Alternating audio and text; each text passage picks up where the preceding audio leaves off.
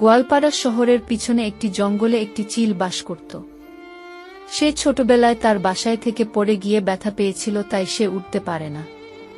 তার সঙ্গী ছিল না, সে একাই বাস করত। কিন্তু তার স্বভাব খারাপ ছিল। হয়তো তার স্বভাব খারাপের জন্য তার এত কষ্ট। সে জঙ্গলের অন্য জীবজন্তুদের কষ্ট দিত, আর ছোট জন্তু হলে ধরে নিয়ে খেয়ে ফেলত। একদিন এই ইঁদুরটি তার বাচ্চা দুটোক রেখে খাদ্য জোগাড় করতে চলে যায়। হঠাৎ করে সেই চিলটি এসে ইঁদুরের বাচ্চা একটি কামড় দিয়ে ধরে নিয়ে চলে যায়। আর আরেকটি তাকিয়ে দেখল। আর কি আর বলবে, সে তো বহুত ছোট।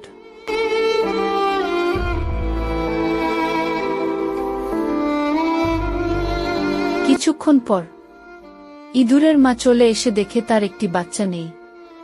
তখন সেই দেখা অন্য বাচ্চাটি সব কথা বলে দিল। দূরের মাটি এগুলো সব কথা শুনে অনেক বহুত ভয় পেল যে তার বাচ্চাটিকে খেয়ে ফেলেছি।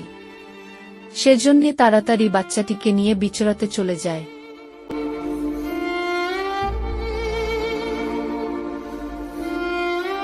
সে খুঁজতে খুঁজতে চলে যায় ড্রাগনের কাছে। ড্রাগনটি ওখানে ঘাস খেয়েছিল। তারা দুজন ড্রাগনকে গিয়ে জিজ্ঞাসা করল,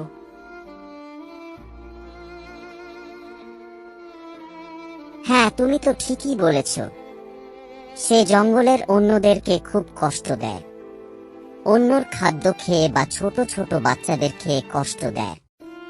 কিন্তু সে এখানে আসেনি, আমি দেখি নাই। তুমি লক্ষ্মীপুরের ডাইনোসর কাছে গিয়ে জিজ্ঞাসা করতে পারো, সে হয়তো বলতে পারবে।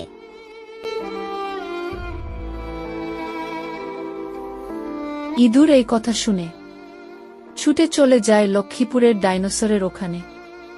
এসে এগুলো সব কথা বলে।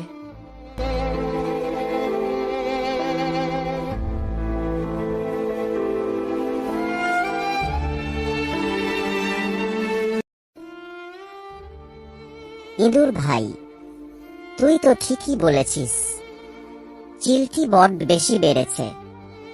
তাকে তো উচিত শিক্ষা দেওয়া দরকার। কিন্তু কে দিবে তাকে শিক্ষা? তুমি এক কাম কর, তুমি কে বাঘ মামাকে বিচার দাও। বাঘ মামা কিছু একটা করতে পারবে।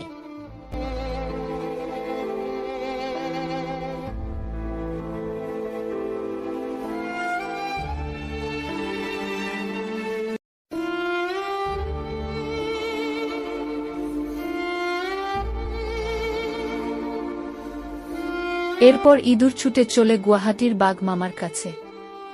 সে গিয়ে দেখে ওখানে বহুত জীবজন্তুর হাড্ডি পড়ে রয়েছে। সেগুলো দেখে ভয়ও পেয়েছে, কিন্তু তথাপিও সাহস করে গিয়ে এগুলো সব কথা বলে দেয়। ইঁদুর, তুই ঠিকই বলেছিস। কিছুদিন ধরে আমি দেখছি সেই চিলটি বড্ড বেশি বেড়েছে। তাকে কিছু শিক্ষা দিতে হবে, আর তা না হলে আরো বেশি বেড়ে যাবে। হ্যাঁ বাঘ মামা, সে অন্যদের বাসায় থেকে চুরি করে ডিম ও খেয়ে ফেলে। আর সে কাকু দেখে ভয় পায় না, যা মনে ইচ্ছে যায় তাই করে। আচ্ছা ঠিক আছে, তুমি যাও, গিয়ে চিলকে খবর দিবা যে বাঘ মামা রবিবারের সকালে যেতে বলছে বাঘ মামার ওখানে, আর তুমিও এসো।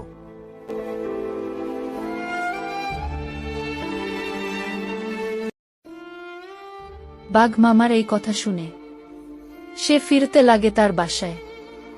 যেতে যেতে সামনে পড়ে সেই জায়না চোর আর ডাইনোসরের এগুলো সব কথা বলে দেয়। আর বলতে বলে যে রবিবারের সকালে চিলটিকে যেতে বলেছে বাঘ মামা। আমি এখন যাই, আমার খিদা পেয়েছে, এই কথা বলে চলে যায়।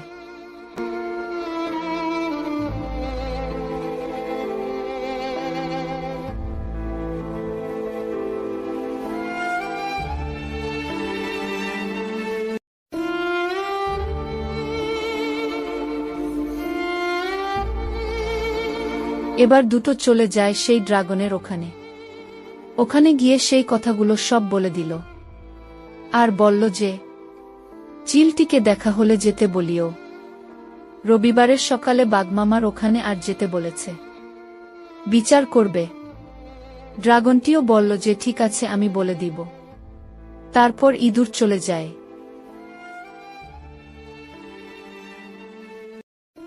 এবার রবিবার এসে পড়ে আর চিলটি সকালে এসে হাজির হয়ে যায় ওখানে। কিছুক্ষণ পর ইঁদুর এসে পড়ে। ইঁদুর, এটাই সেই চিলটি ছিল নাকি যে তোমার বাচ্চাকে খেয়েছে? আমি তো এটাকে ভালো ভেবেছিলাম।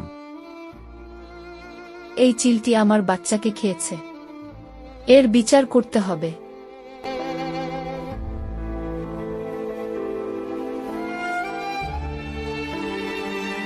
বাঘ মামা বলল, আচ্ছা ঠিক আছে, আমি বিচার করছি। চিলটিকে দেখে তোমার রাগ উঠেছে, তাই তুমি তোমার বাসায় ফিরে যাও। আমি বিচার করব, যাও তুমি।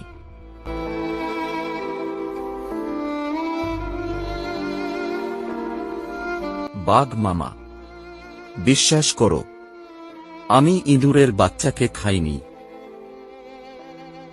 এই সত্যি কথা বল, তা না হলে কিন্তু আমরা দুজনে তোকে খেয়ে ফেলব। উঠতে পারোস না, তাই কিছু দয়া করতে চেয়েছি।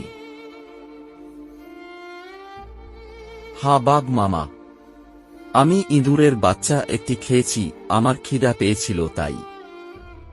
এই তো এবার সত্যি কথা বলেছিস, এর জন্য তোকে আজকে ছেড়ে দিলাম।